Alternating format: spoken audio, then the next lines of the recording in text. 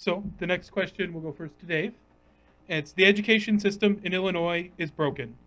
If we have learned anything from the pandemic, it is that parents need to have a greater say in their child's education. What would you like to see changed to improve Illinois' education system? Well, in the first instance, of course, as been pointed out by my colleagues here, the Illinois Attorney General is not a policy-making position. Okay, in terms of how the schools are actually run, those are questions for the legislature to decide. It's not necessarily a question for the Attorney General to decide. The Attorney General would be, in fact, charged with enforcing those laws that are appropriate. To the extent that the laws infringe upon parental rights, as I referred to in the other situation regarding abortion notification, certainly we would challenge laws that do, in fact, infringe on those rights. But I would also suggest that the question you ask is more for parents to be involved with their school boards, and school boards make those kinds of policies, and parents themselves should be involved both in running and both in electing.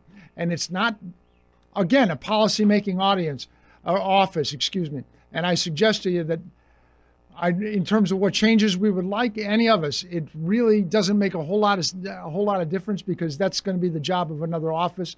And offices, I believe, should stay in their lane. Thank you.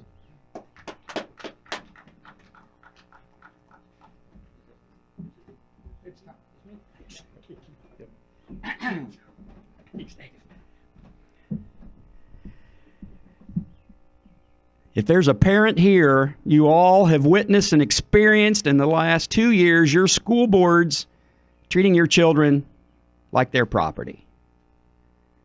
Forcing them masks. Excluding them from school because they sat 20 feet away from Susie, and Susie might have had COVID. The Attorney General's office can do something about that. Right? That's not policy making. That's making the arguments that said that the school boards are not the public health authorities. And our Attorney General has supported school districts against your children's rights. And if I'm your Attorney General, it ain't happening. It will not happen, I promise you that. Besides that, another thing that we just did, this whole CRT, this sex education nonsense, what can the AG do even though they're not a policymaker?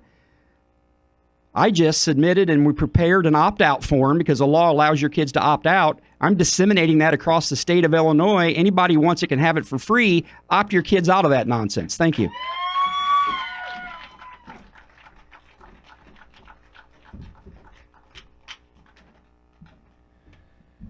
I think we can all agree that it's up to parents to decide what's best for their children. And that's what has not been happening for the past couple of years. And this is a trend that's been growing here in the state of Illinois. And it's incredibly disturbing. And that is why I do agree that, we do need to elect Republican legislators to ensure that we have laws in place that do not infringe on the responsibilities and the powers of families and parents.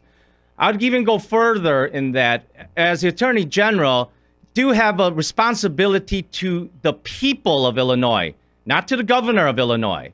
So when the governor makes these executive orders and he's usurping legislative action, then the Attorney General, I do believe, has the right to fight on behalf of the people of Illinois and go against the governor because he is usurping the legislative process. Thank you.